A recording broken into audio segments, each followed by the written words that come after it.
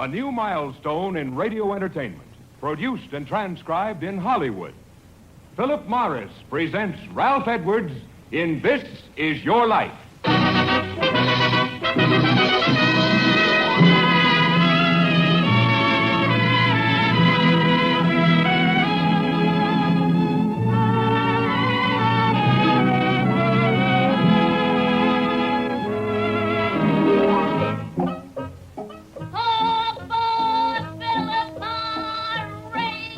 It's a wonderful, wonderful feeling to wake up fresh with no cigarette hangover. Oh, for Philip Morris.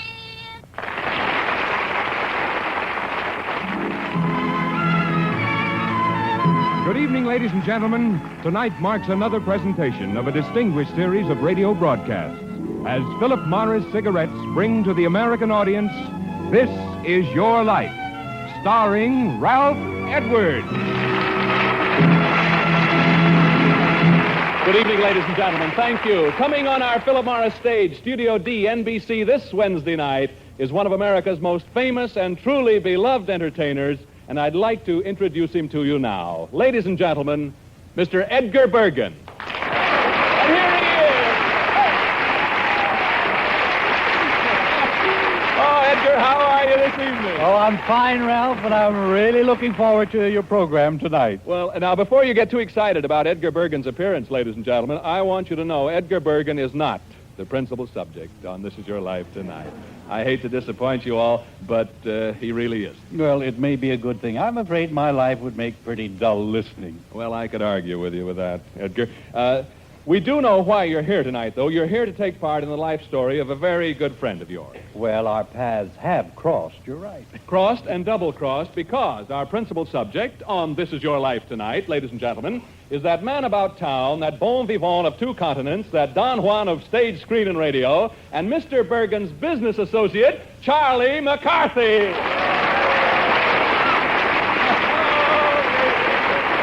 they're happy about that, Edgar. Well, he's certainly going to be surprised, Ralph. Charlie doesn't know about it, does he, Edgar? Not a thing. I simply told Charlie that as a reward for being a good boy, I'd get away with that still. Yes. I was bringing him down to the studio drugstore to have a banana split with Skinny Dugan and Schuyler Van Snort. Good. Charlie loves banana splits. Yeah, I know. All right, Edgar, then bring on Charlie McCarthy. Now, all right, now don't anyone give the surprise away. Charlie doesn't know about this, you see. So don't anyone tell. Well, what if... Look, who's here? Oh, well. Hello. Yes, it's Charlie McCarthy.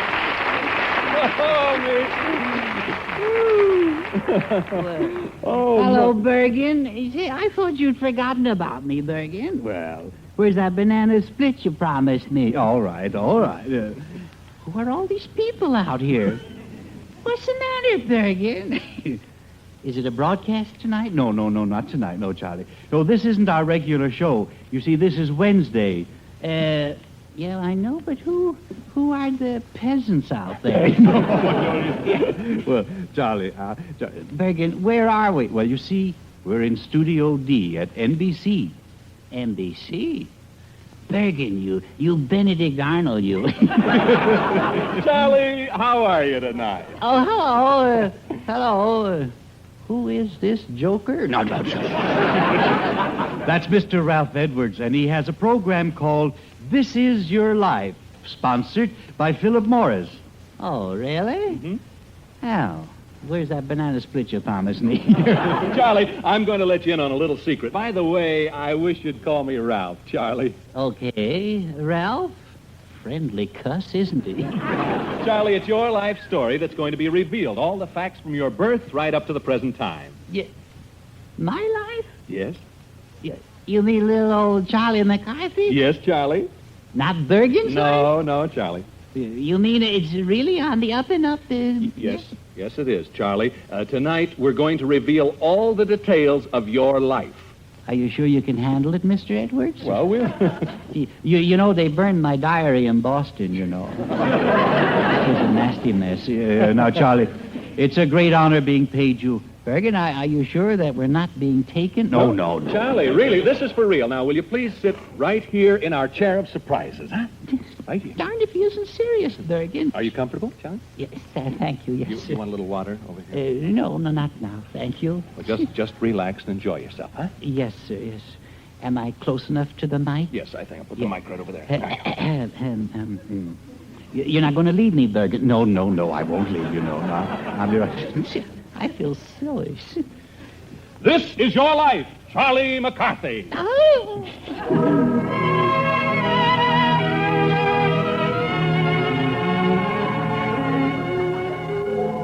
Charlie McCarthy, born 1919, when your good friend Edgar Bergen is a 16-year-old student at Lakeview High School, Chicago. Ralph, whoa. I thought you said you had the facts. Well, what do you mean, Charlie? Bergen, he says I was born when you were 16. What about it, Charlie? I couldn't be that old. No, but you are, Charlie. Nobody could be that old. Ralph Edwards has the facts, Charlie. Yes, we have. Yeah, he has he? Yeah. Then he can tell me something I've always wanted to know. Ralph, just how was I born? Well, Charlie, to be blunt about it. Yeah. Hold on, Ralph. Do you mind if I tell Charlie about All how right, he was Edgar, born? maybe you'd better, yes. Yeah. Charlie, this is a rather delicate matter. Yes. I remember very well, I don't exactly quite know how to tell you about this, but of course everything, Charlie, has to have a beginning. Yes. As flowers grow from just little seeds, Yes. and from the little eggs, we get birds, we get chickens. Yeah. You've told me all that before, Bergen, but how was I born? Edgar, Yeah. perhaps you'd rather if I explain. No, yes. Charlie, I guess you could almost say you came out of Mr. Bergen's mind. Gad, you mean I was born an orphan? No. You could almost say, Edgar, that Charlie really made his first appearance in your medieval history book. Isn't that right? Yes, Charlie, yes. You first appeared in my medieval history book. You mean Charlemagne McCarthy? No. It's 1922, and in the classroom at Lakeview High School, a boy with a thick shock of hair sits at a desk. And while the rest of the class is studying, he is idly sketching a picture in a medieval history book. Was that me? No, Charlie, that was Mr. Bergen. Oh, that shock of hair threw me. He was drawing a picture of you in his history book. You mean, Bergen, you knew what I was going to look like before I was born? Well, yes, Charlie, yes. You were going to look like a red-headed newsboy who sold papers on a corner near Lakeview High School. Do I look like him, Bergen? Yes, Charlie, almost exactly. Well, was he my father, Bergen? Well, what would you say? I guess...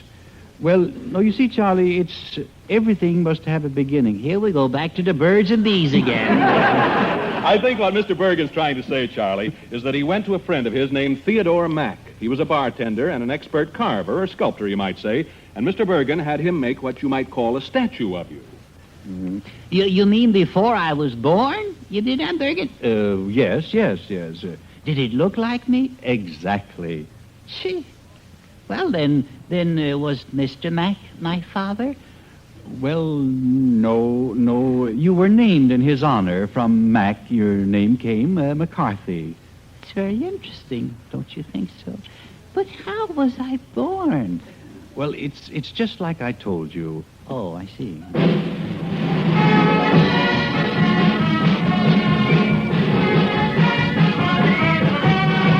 1922, your friend Edgar Bergen is in his last term at Lakeview High. And Charlie McCarthy, you're 12 years old. I was born in 1919. Yes, Charlie. What high school did you go to?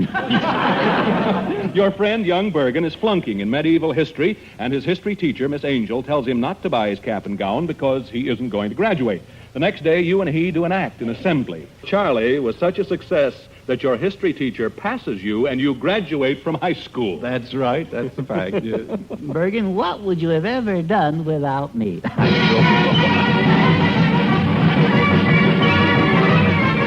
Charlie, after graduation, you joined the Travers and Newson Chautauqua, traveling through South Dakota and Nebraska. Fall of 1922, Charlie, and you and Edgar make a tour as part of the Abbott Lyceum course. Spring 1923, Charlie, and you're 12 years old. You and your friend, Edgar Bergen, join the famous Red Path Chautauqua, starting your tour in April and ending it in August. Yes, Ralph. We traveled a big circuit starting in Columbus, Georgia, through the South and winding up in Michigan. Well, congratulations, Bergen. I didn't know you could throw your voice that far. That's not Edgar Bergen, Charlie. That voice comes from backstage. It's a lady who was in an act in that very same Red Path Chautauqua with you and Edgar Bergen 27 years ago. Yeah? Her name was Isla Ulrich. Isla Ulrich? Yes, and here she is, coming through the Philip Morris Archway, flown here on a TWA Transworld Airlines Constellation from Chicago, your companion of Chautauqua days, who was Isla Ulrich, and who now is Mrs. Isla Ulrich Hope. And here she is. Isn't that Hello, Isla. wonderful? Hello, Isla. Oh, boy. Isla, you look wonderful, doesn't she, Bergen? Yes, she does, Charlie. In all those years, you haven't changed a bit. Not an iota. You look exactly like you did 27 years ago. Same old Isla. Same old malarkey, yeah. Mrs. Hope, will you please tell us something about the Chautauqua tour on which you, Charlie, and Edgar performed? Well, yes, Ralph. We played in tents. Yeah. Each tent had 3 shows a day. Charlie and Edgar were in the morning show for the children, and I was in the evening show. We used to spend a lot of time watching you, Isla. Oh, those Red Path Chautauqua days were loads of fun, Charlie. Yeah. It's good to see you and Edgar again after all these years. Well, thank you, Isla. Thank you, Isla. And we'll see you at the big party at the Hollywood Roosevelt Hotel in my honor. Yes. Okay. Yeah. All my out-of-town friends are going to have accommodations there. You see, I've seen this show before. Yes, Charlie. I'm going to get to loot. When do we get to loot? Never mind. Could I have a banana split at least? All right. Thank you, Isla Ulrich. Thank you very much for coming here tonight.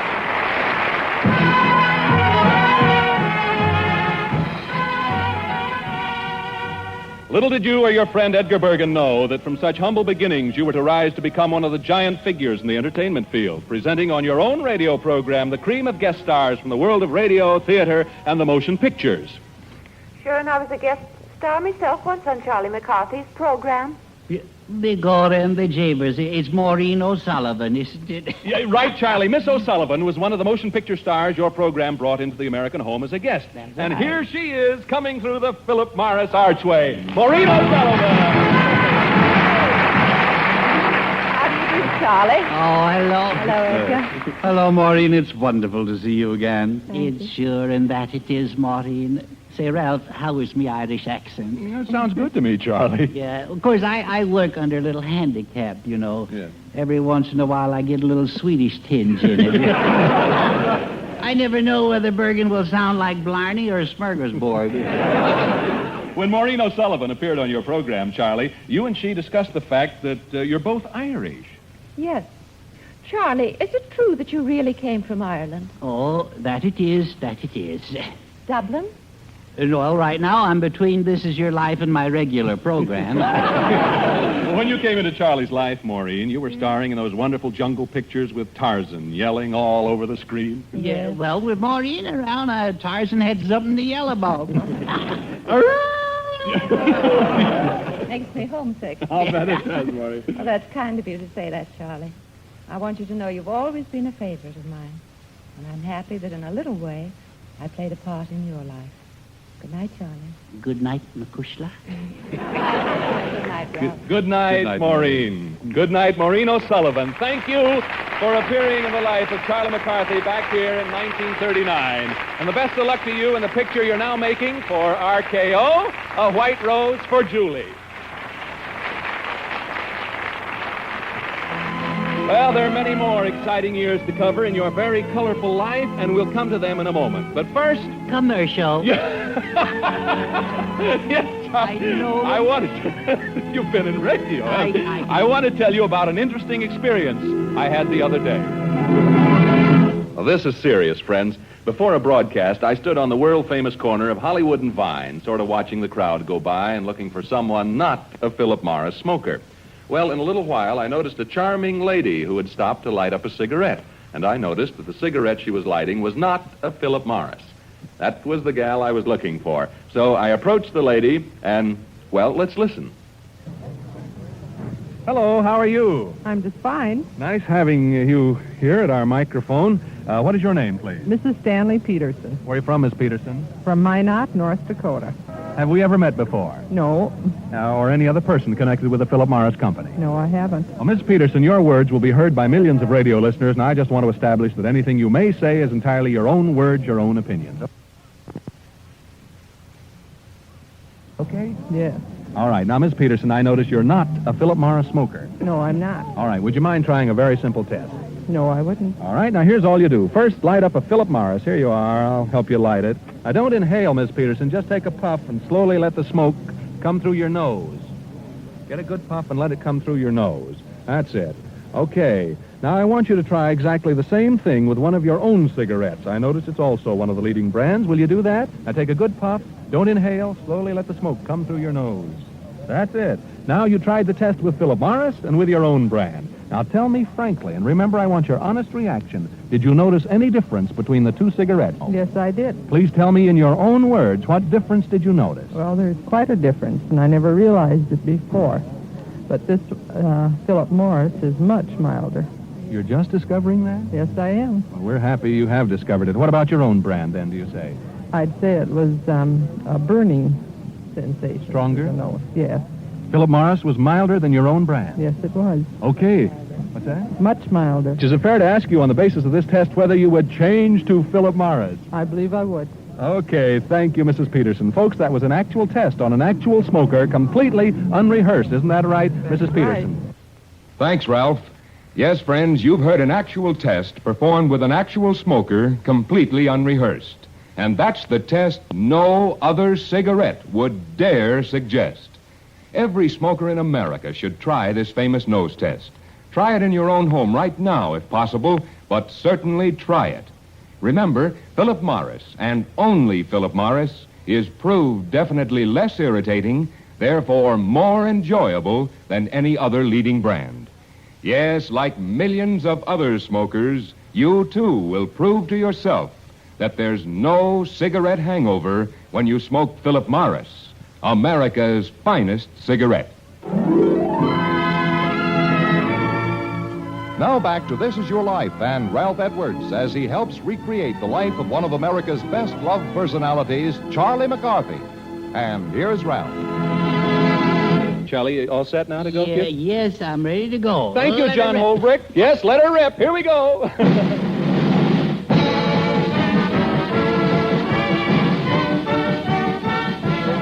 It's the fall of 1923. Charlie McCarthy and you and your associate Edgar Bergen enter Northwestern University. Oh, yeah. Howard Street, Dempster Road, Yeah. Evanston Lighthouse. Evanston Lighthouse. Edgar at first intends to be a doctor, so he takes a pre-med course. At first, none of the fraternities seem to be interested in freshman Bergen. Then one day, Charlie, listen, Yeah. you give a performance on the campus, and the next day, 4 fraternities rush Edgar, and he winds up as a member of Delta Upsilon. Edgar Bergen becomes a DU. That's right. And if it hadn't been for me, he would have just been PU.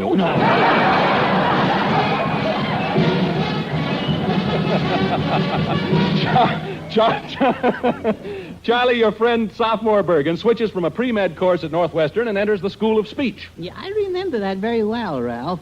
I thought Bergen was going to open a fruit stand. He kept talking about those pear-shaped tones. I think I had something to do with those pear-shaped tones of yours, Charlie McCarthy. The joint's haunted. No, Charlie, that's another voice from out of your past. Can you guess who it is? Well, what do you think I am, a Dunninger? My name, Charlie, is Dale Kennedy. Don't you remember? I was supervisor of speech education at Northwestern University. Miss Kennedy?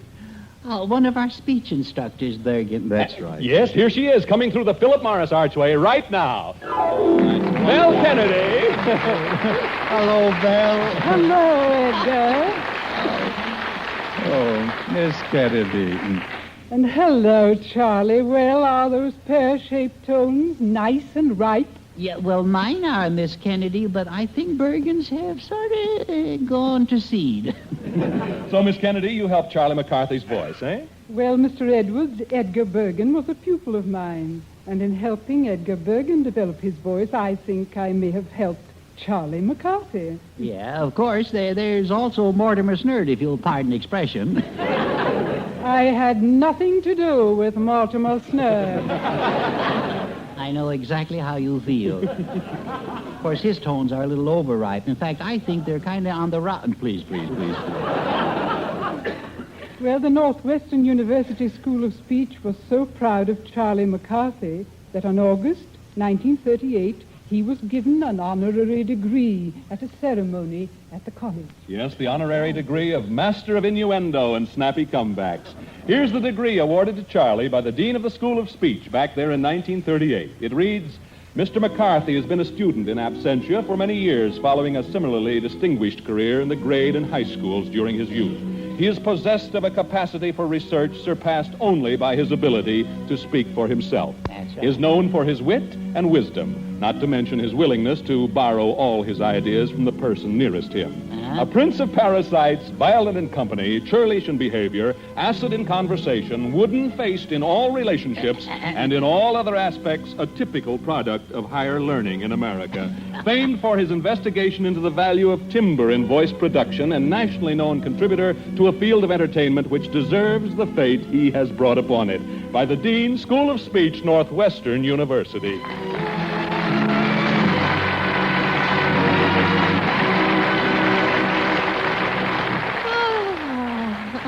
Isn't that beautiful? You received that degree in 1938 when you're 12 years old, Charlie. Yeah. 2 years later, Edgar Bergen himself receives an honorary degree. Yeah, they lowered the requirements for that. Well, anyway, Charlie McCarthy is so proud of his connection with Northwestern University that Edgar Bergen has given considerable assistance to a scholarship fund at the School of Speech, and has thus helped many of its students, as he has unselfishly and without fanfare helped so many people in so many ways throughout the country. Now, you're so right, Miss Kennedy. In a sincere and unsung way, Charlie McCarthy and his good friend, Edgar Bergen, not only help students of speech, but nurses in their training, and has made it possible for hopeful young flyers to receive instrument training by financing their studies. Hundreds of young men and women in America tonight are silently thanking you, Charlie McCarthy and Edgar Bergen, for this help. And thank you, Belle Kennedy, for coming here tonight and taking your place in the life of Charlie McCarthy. Thank you.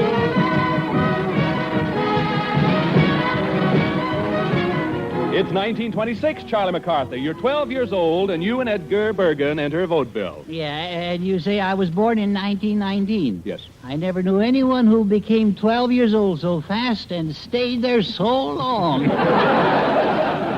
Vaudeville, Ralph. That's where I spent my best years. I wondered what happened to them. All right. I met Charlie and Edgar when the three of us were on the same vaudeville bill back in 1926. Uh-oh. You don't have to tell me who that is, Ralph. That's my old pal, Ken Murray. Yes, Ken Murray. Yes, it's Ken Murray, star of Ken Murray's television show, talking to you from New York. Ken Murray, the star and producer of Blackouts, the show that had one of the longest runs in theatrical history. Hello, Ken. Hello, Edgar. I'm sorry I can't be out there in person, but my Budweiser television show keeps me hopping. Hopping? Who are you, Kukla, Ken, and Froggy? Quiet. Now, boys. Yeah, well, I'll tell him. No, please. No? Take it easy, McCarthy. When I first met you in vaudeville, you were the number 3 act on the bill, and I was number 2. Charlie and Edgar did an operation scene act in which an actress played the part of a nurse. Yeah. We just had one beautiful nurse after another. As I remember, you were the one after the beautiful nurse. Oh. Bergen, you should have kept my big mouth shut. As the years go by, Charlie, Ken Murray becomes an intimate friend of yours. And in 1936, when you're playing a very important hotel date in New York, he's responsible for Edgar Bergen's getting a salary raise for the act. Yeah. How was that, Ken? Well, Edgar was getting $500 a week for Charlie. That's a lot of jelly beans, isn't it? Bergen? Yeah, I never told I know, Charlie. I understand. And I thought he should get more, so I kind of needled Edgar. I said to him, look, I don't want to fool around with small-timers. Don't hang around me unless you're a big shot, unless you're getting $750 for the act. Yeah. Well, that made Edgar kind of saucy, so he went out and asked $750 for Charlie, and the funny part is he got it. He did. Why, you double-crosser, Bergen. You never told me that. Thank you, Ken Murray. Here in college, your good friend Edgar Bergen gets an idea for his famous Operation Act that Ken Murray was telling us about. By the way, how did you get that idea for that vaudeville act that took you through so many years of vaudeville? Well, I was still attending college, and I was just about to be wheeled into the operating room for a coming out party for my appendix when I heard two nurses discussing a case. One nurse said to the other, "Is her condition serious?" And the second nurse said, "No, she isn't dead yet." And while I was about to go under the ether, I started thinking about this act with Charlie on the table. You know, Bergen, it would have been better if the act had been kept under ether. No. As Ken Murray said, there were a number of actresses, Charlie, who played the part of the nurse in your Operation Act. Yes, and I was one of them. I started playing the nurse in 1932. Do you know who that is, Charlie? Is it Loretta White? No. Is it Christina Graver? This is 1932, Charlie. Oh, Velma Wade. That's right, but now she's married to Johnny Dawson, the famous golfer, and coming through the Philip Morris Archway is Velma Wayne Dawson. Here she is. Hello, Charlie. How are you, Edgar? Oh, hello, Velma. Velma, my love, you look divine. Oh, well, thank you, Charlie. Yes, Mrs. Dawson, who just recently built the Howdy Doody puppets that you see on television. Isn't that right, That's Velma? right. That's wonderful. But as Velma Wayne, you are the nurse in the act back here in 1932. Yes, Ralph. I joined the act in Chicago, and right away, Charlie became my friend. I was no fool. No, this is really true. If I did something wrong in the act that Edgar didn't like, why, he'd bawl me out, and Charlie would always stick up for me. Velma, I was always putty in your hands, just putty. And I've always been grateful for your friendship, Charlie. It's been swell seeing you again. Okay, kiddo. I'll see you at the party after the show. Thank you, Velma Dawson, for stepping into Charlie's life here again in 1932. Thank you. Thank you, Velma. Wonderful.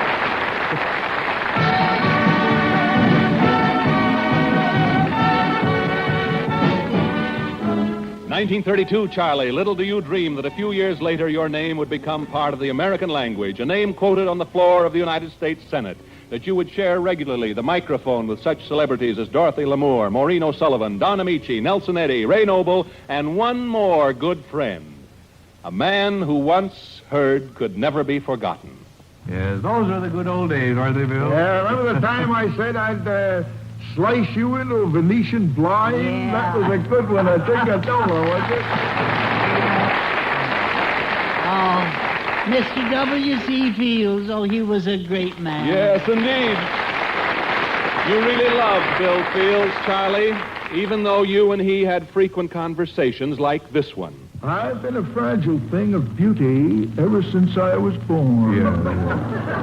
Why, you weren't born. You were squeezed out of a bar rag.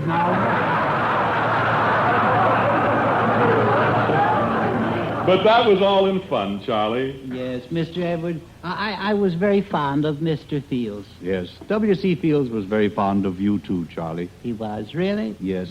Once after a broadcast, he said to me he really liked Charlie because Charlie called him Mr. Fields, and that showed good breeding. Well, I'm glad Mr. Fields liked me. You know, he was the softest hard-boiled egg I ever knew. Well, Charlie, I hate to interrupt the story at this point, but it begins to look as if our time is up for this week. How would you like to come back to our This Is Your Life program next Wednesday night and sit in this very same chair of surprises so we can continue your story and hear the people in person who shared the thrills and helped you on your road to stardom? Do you want Bergen, too? Oh, by all means. Will you, Edgar? Why, we would be delighted, Ralph. Wonderful. Until next Wednesday, then. By golly, I still want that banana split, you know. Charlie, I'll get you one myself. Yeah, it's a next deal. Wednesday, huh? Wednesday, all right. Okay. Good night, everybody. Until next Wednesday, at the same time when our principal subject again will be Charlie McCarthy. With his straight man, Edgar Bergen. Yes, straight man.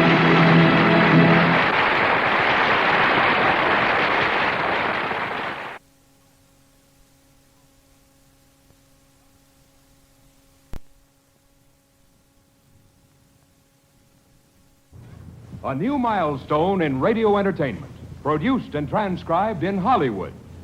Philip Morris presents Ralph Edwards in This Is Your Life.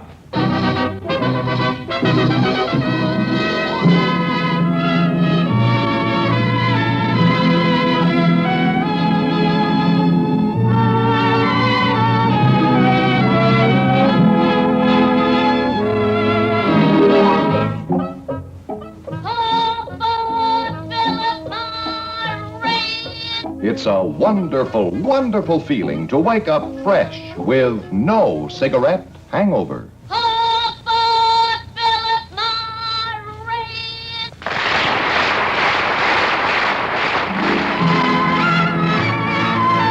Good evening, ladies and gentlemen. Tonight marks another presentation of a distinguished series of radio broadcasts as Philip Morris Cigarettes bring to the American audience This Is Your Life, starring Ralph Edwards. Good evening, ladies and gentlemen. Thank you. Yes, this is a very exciting night for This Is Your Life, for it brings us further exploits and real-life visits from out of the past of one of the world's greatest Don Juans, travelers, adventurers, bon vivants, that international playboy and business associate of Edgar Bergen, our honored guest for the second week, Charlie McCarthy.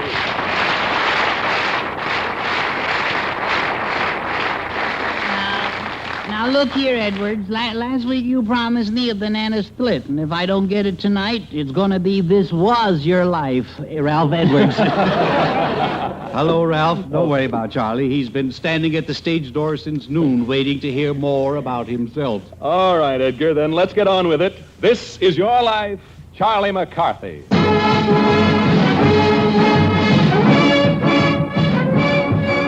During your vaudeville career, Charlie, your friend Edgar Bergen decides to try to get along without you. He decides to get into musical comedy and writes an act called Apple Valley, in which he appears as Professor Swenson, doing a comic lecture as a Swedish dialectician. Now, in this act, Charlie, he appears without you, strictly on his own. Yeah, so you did, Bergen. And what happened, Ralph? What happened? Tell the people. After the first show, after the first show, the theater manager said, Bergen, go back to your old act with Charlie McCarthy or just go. I love that line. Read it slower. Oh, I love those little things. Oh, why am I cursed with so much talent? Bergen, you could never do without me. When will you learn? Yes, well, I don't know. Remember this? I was in the picture, I Remember Mama, without you, and I did very well, too. You did? Yes. How many offers have you had to work without me since Remember Mama?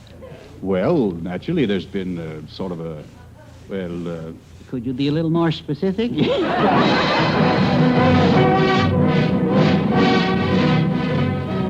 1935, Charlie, you're 12 years old. Yeah, oh, here we go again. I was born in 19, this is 35, 19 from 35, that's right, 12 years old, yeah. At least I'm consistent, Ralph. You were booked into the famous Ziegfeld Follies Review. And January 31st, 1935, you're booked into the Blue Room at the Roosevelt Hotel in New Orleans. Oh, that was life.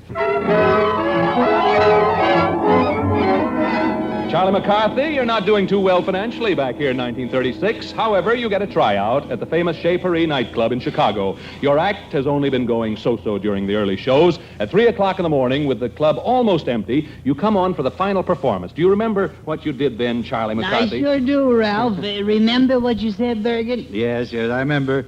I was late at night, and there weren't too many there. We looked over the audience. Let's see. Wasn't my line something like, look at this lovely audience. Look at their fine faces. Look at them. Yeah, ain't they a mess?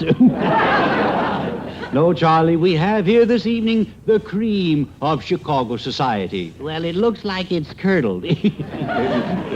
Now, watch your language, young man. Please remember, where would you be without me? Well, where would you be without me? Yeah. Yeah, remember that? Yes, I do. And you know, Bergen, I can see your lips move. All right, please. That burns him up. Yeah. I know. You know, it louses up the illusion. Yeah, I know. See, now you have me so confused, I don't know where I am. Well, you're sitting right there and laying an egg. All right. Why don't you sit on my knee, Bergen, really? Ladies and gentlemen, I am practically doing a single up here. All right, now, will you please? The manager was worried, but the patrons howled with laughter and shouted for more. Charlie's impudence paid off, and with this kind of material as part of your act, Charlie, you're a big hit at the Chez Paris. You're booked as a headliner in vaudeville houses around Chicago, the very same theaters in which you'd never before been more than a number 2 or 3 act on the bill. 1935, Charlie McCarthy, after your success in Chicago, you go to California and are featured in several nightclubs along the Sunset Strip in Hollywood. One of these clubs, the Casanova... Named after me. No. It was named after the original. Oh. The Casanova is visited 5 or 6 times a week by a famous movie star just so he can see your act, Charlie McCarthy. Yes, and it was indeed worth seeing, Ralph. From the very start, I thought Charlie McCarthy was one of the funniest people in the world. Charlie, do you recognize that famous voice from out of your past? How could anyone miss that voice, Ralph? It's Mr. Cary Grant. That's right, talking to you from his dressing room on the Metro-Goldwyn-Mayer lot, where he's between takes in the shooting of the picture Crisis. Cary Grant!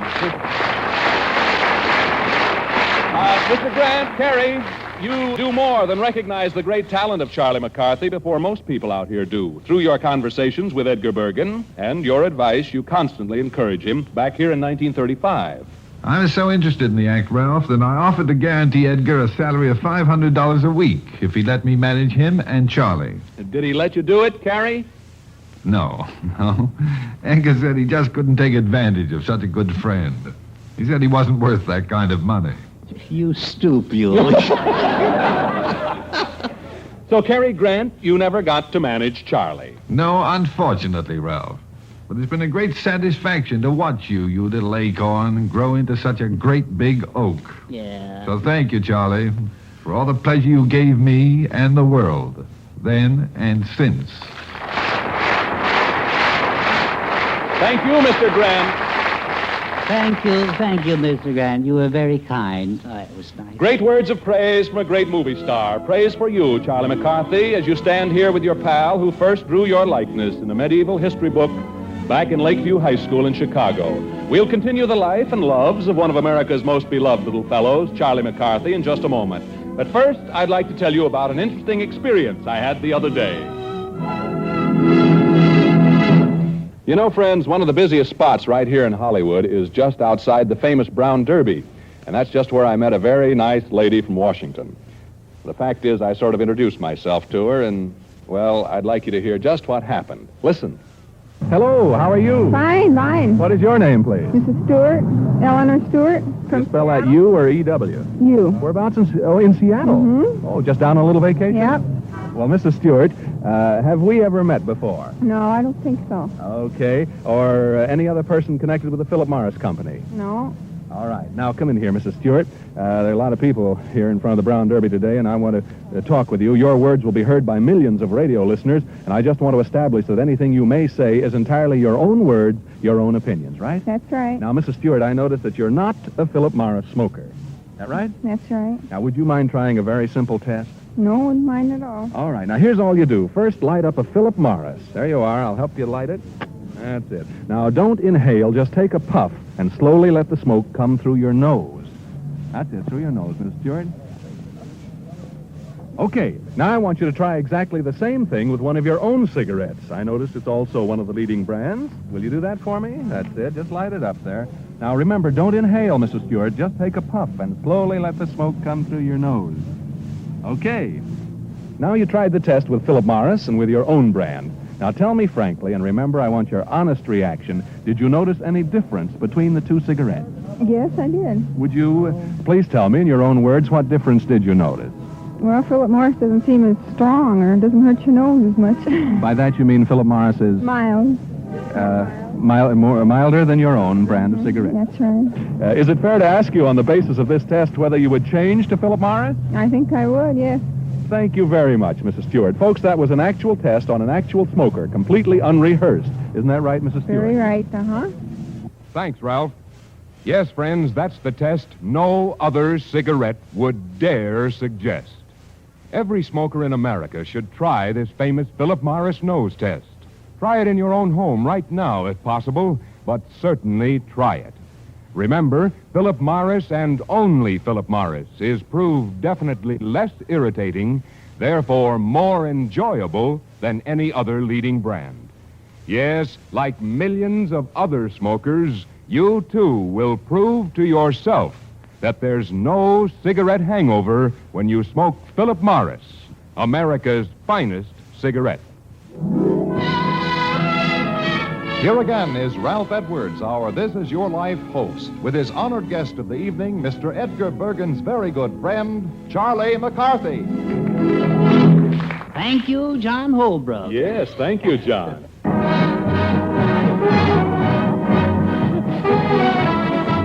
After your engagements in California are completed, Charlie McCarthy, near the end of 1936, you go to New York, where you play an engagement at the swanky Rainbow Room, which now is closed.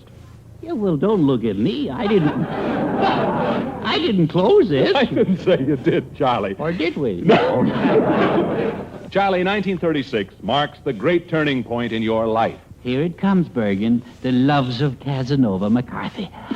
Stand by, Luella. Attention, head up. Well, who you got stashed back there, Ralph? Dorothy Lamour? Now, Charlie, please.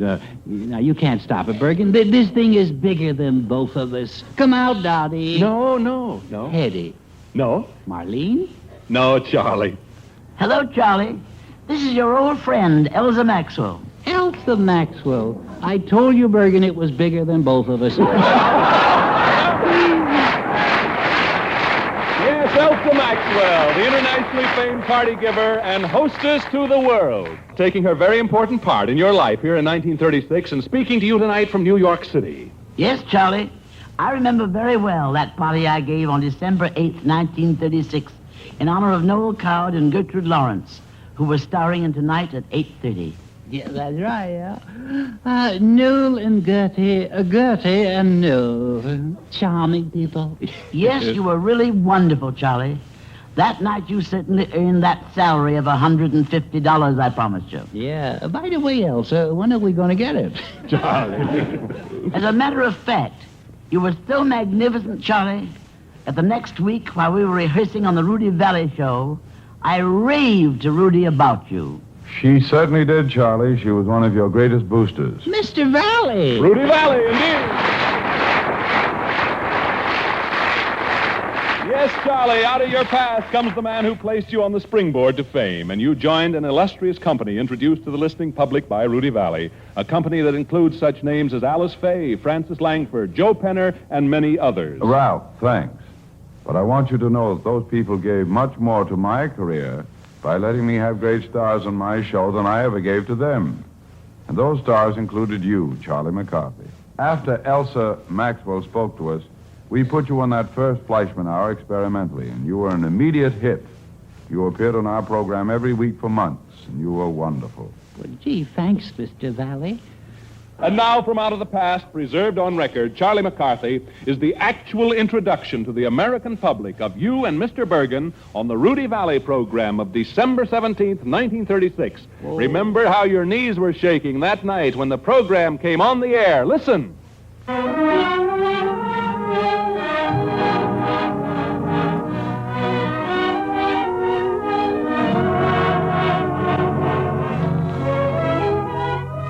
Why?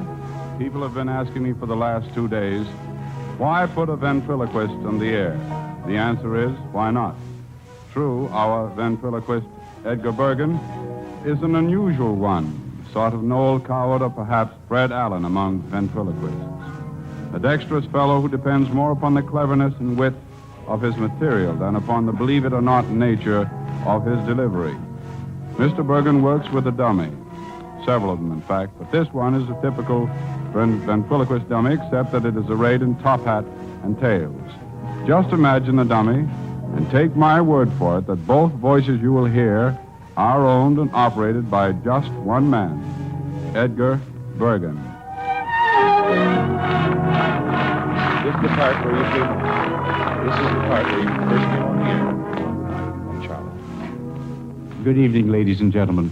As Rudy told you, my friend here is arrayed in considerable splendor. Yes, indeed. Yes. And now, young man, I would like to know why you're dressed in tails and top hat and monocle. There must be a story in back of all that. Oh, there is, stranger? Yes. Oh, there is. There's a long story. I imagine so. A long story. And a dirty one, too.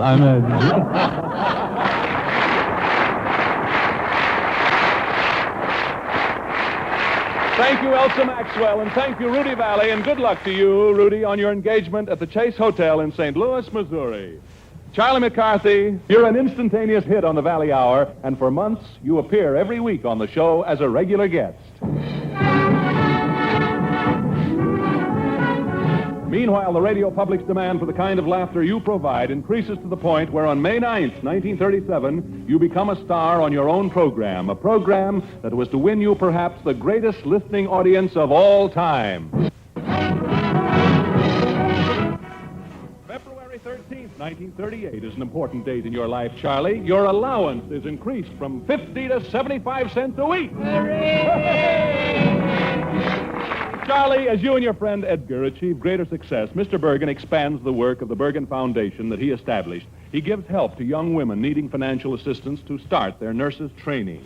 I am one of the girls who was helped by the Bergen Foundation to become a trained nurse. Now, Charlie, you won't recognize this young lady by her voice because neither you nor Edgar Bergen have ever met her.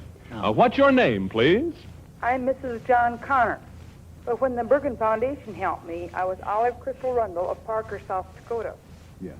And coming through our Philip Morris archway, now flown here from her present home in Iowa City, Iowa, by TWA Trans World Airlines Constellation, Mrs. John Connor.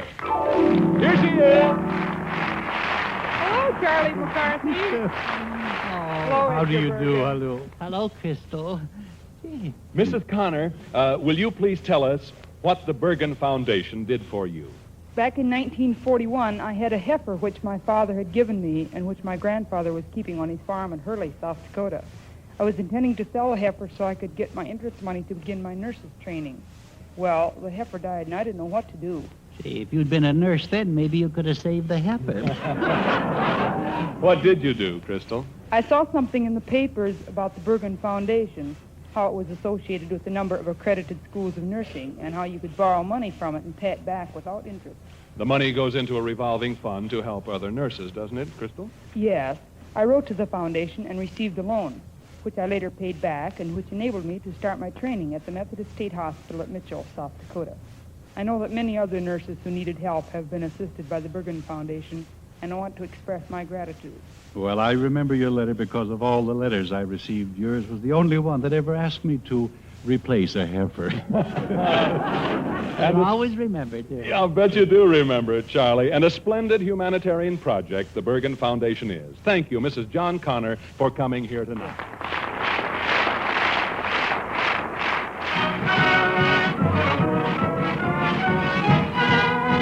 1941, 42, 43, the war years, and you and Edgar Bergen are winging over the continent in all directions, entertaining servicemen to the Aleutians, Newfoundland, Alaska. And then June 1945. Remember that date, Charlie? Yeah, that's when Bergen and McCarthy took on a third partner. A very lovely teammate for your organization. The beautiful Frances Westerman becomes the bride of Edgar Bergen. And a year later, Mr. and Mrs. Bergen present you with a little playmate, Candice Patricia Bergen. Yeah, I remember that. Remember that, Bergen? I was kind of worried about our team breaking up then. Yes, you certainly were. Yes. Yeah, I was afraid that I couldn't talk with your mouth full of safety pins. But now, you and Candy and Francis and Edgar are one of Hollywood's happiest little families. Nothing out of your past to haunt you, Charlie. Or wait a minute, Charlie, is there? Hello, Charlie. Uh-oh. Do you know who this is? Why, it's Dorothy Lamour, huh? It's spelled... Yes, Charlie. It's Dorothy Lamour, taking her part in your life as she speaks to you tonight from Florida. I'd be with you tonight, Charlie, if I weren't here in Florida, vacationing. You know, next week I'm going to the White House Photographers Ball, where I'll be making a personal appearance. And what an appearance. Dottie, sweetheart, my little old dreamboat, to hear your voice again. Charlie, have you missed me? Oh, Dottie, you'll never know. I remember Wasn't it the first time I saw you? Oh, you were so beautiful. And you still are. Do you really think so, Charlie? Oh, Dottie, when you pass an orange grove, the smudge pots light up by themselves. I mean California oranges, none of that Florida stuff. I'm proud to have played a part in your life, Charlie McCarthy. Goodbye. Here's something to remember me by.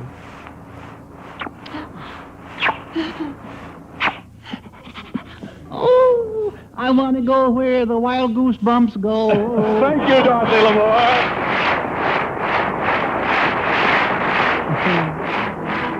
Well, there it is, Charlie, your past in review. This is your life, Charlie McCarthy, whose image first saw light in the pages of a history book sketched there by a high school youth named Edgar Bergen, who little dreamed that you, the child of his brain, would someday bring light and laughter to the world, that the saucy little boy that was his vision would become a reality, beloved of us all, that he himself would make history in the world of entertainment.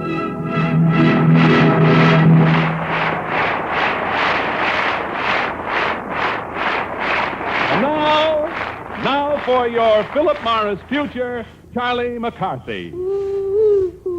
Here comes the loot. I can see myself getting it now. A banana split with a built-in television set. Don't tell me when am I going to get, Ralph. I've been looking forward to this part of the program. Well, Charlie, because your friend, Edgar Bergen, has attempted to impart so much of his own knowledge to you. Oh, sure. In your honor, Yeah. Philip Morris is giving him the Encyclopedia Americana, a deluxe edition in 30 volumes. Isn't that just peachy? Yeah. I suppose Bergie's entitled to something, but now let's get around to me, Ralphie, old boy. All right, Charlie. Some things happen only once in a lifetime, Charlie, you know. Yes. And the way to preserve them forever is to make a motion picture record of them as they occur. Now, tonight was one of your once-in-a-lifetime experiences. So, in your honor tonight, Philip Morris is proud to present your friend, Edgar Bergen, with a living motion picture of your appearance on our program. These movies were taken right here in our studio with a Bell and Howell camera. Oh, that's nice. Yes. I thought it was bees over there. No. So that his family can enjoy them over and over again right in his own home, here for Mr. Bergen. And in your honor, Yeah, Charlie, sure, yeah. is a precision-made Bell and Howell motion picture projector guaranteed for a lifetime. Well, so far it's 50-50 split, isn't it? I'm getting the honor and Bergen's getting the loot. Now, Charlie, let's not be impatient. In order that your good friend, Edgar Bergen, Yeah. can maintain his excellent physical condition so that the team of McCarthy and Bergen will always be in top shape. In your honor, Charlie, Yeah, sure. Mr. Bergen will receive a Howard steam cabinet manufactured by Mr. O's product. A steam cabinet Yeah. for Bergen. Yeah. Oh, thank you so much. Yes. I wonder, can I borrow it and steam a few clams sometime? Now, Charlie. How about me, Edwards? Me. Charlie, listen, Gene Grant, the noted artist whose paintings are exhibited by the Associated American Art Galleries, is going to make an oil painting of you both, which Philip Morris will present to Edgar Bergen to hang in his home. Well, it looks like I've been framed, all right.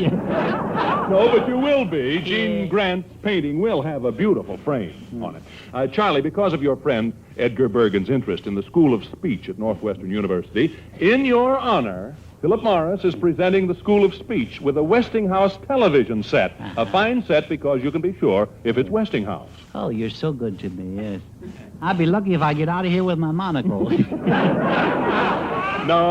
No, it's your life, Charlie. And in your honor, Philip Morris is presenting your friend Edgar Bergen with a special desk pen set created for you by Eversharp. The base is fine marble, the holder's a real tree stump, and the shaft of the pen is a twig fitted in gold and engraved with your name. Yes. Well, that's the end. I guess we can go now, Bergen. You with all your presents and me with my, Well, good night. Good night, Mr. Edwards. Now for you, Charlie McCarthy. Yeah, with me, Charlie, because we think that little boys and dogs go so well together, Philip Morris wants you to have something you've been wanting a long, long time. What's that? A beautiful, pedigreed black Labrador retriever pup. Oh. From T.L. Spellmeyer, Santa Monica breeder of champions. I'm going to have a dog, Bergen. Yeah. A pup for me. Ah, it's good. Yes? That I like. And I'm sure your 4-year-old sister, Candy Bergen, will also like to play with it. Oh, You let Candy do that, won't you? Oh, yeah, that's wonderful. But don't let me interrupt you. Yeah. I have a friend outside with a station wagon. Charlie, oh me. And for you, Charlie, we have something else. You can share with your little sister Candy the new 14-volume edition of Childcraft. Aren't we getting a little intellectual here, Ralph? And here's a great honor for you. You mean another present for Bergen? No, Charlie. That famous organization, the Woodmen of the World. Get me out of here, Bergen. Now listen, Charlie, the Woodmen of the World have made you an honorary member, designating you as Chief Tree Saver, and the badge of your office will carry on it a motto you will love. Woodman, spare that tree. I like that, yeah. Maybe they'll put me in charge of a branch office, huh? And now we have an extra special surprise for you, Charlie. We know, Charlie, that you're interested in being a cowpuncher. Yeah, I'm going to be a Snerd puncher, too. Yeah. We know that you're particularly fond of Hopalong Cassidy. Oh, I'm crazy about Hoppy. You know, bang, bang, bang. Well, I'm sure glad you are, partner, because I got some nice presents for you. Now, don't tell me that. No, it couldn't be. Yes, Charlie, it's that famous cowboy star of movies and television, and here he is, coming through the Philip Morris Archway, William Boyd, Hopalong Cassidy himself. Here he is. Oh, hello, Bill. Hi, Charlie. Hi, Hoppy. Gee, wonderful. Charlie, since you're a fan of mine, I'd like you to have this complete Hopalong Cassidy outfit for yourself. Hat, shirt, pants, boots, gold-mounted gun, all the other equipment that goes with it. Oh, gee, thanks, Hoppy. Look at me, Charlie Hopalong McCassidy. Well, I'll have to be going, Charlie. My horse is outside and can hardly wait to get home. So he can chase rustlers, Hoppy? No, he wants to see himself on television. Oh. So long, Charlie. Edgar. So long. So long, William Boyd. Hopalong Cassidy. Thank you.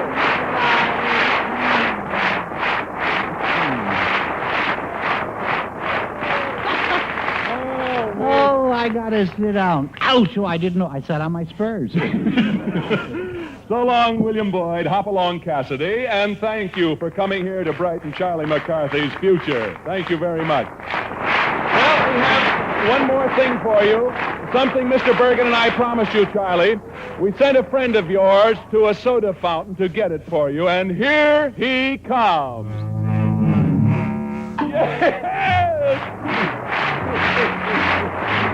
Yes, it's Mortimer Snerd. Hello, Mr. Bergen. Hello, Mortimer. Hello, Mr. Edwards. Yeah.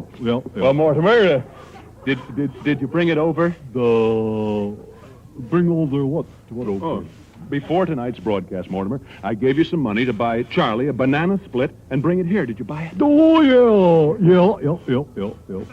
Well, did you bring it here, Mortimer? Yeah, sure. Yeah. Well, where is it then, Mortimer? Well, on the way over, I ate it. But you said you brought it over here. Well, it sits inside of me. I came over. Yeah, well, that's the way it goes. But what about Charlie? Well, you can give him this dish. I didn't eat that. Oh, Mortimer. Oh, that's a shame. I'm terribly sorry, Charlie. On the way home, I'll buy you a banana split. That's what I'll do. Yeah, when I get home, I'm going to use Snerd for a punching bag.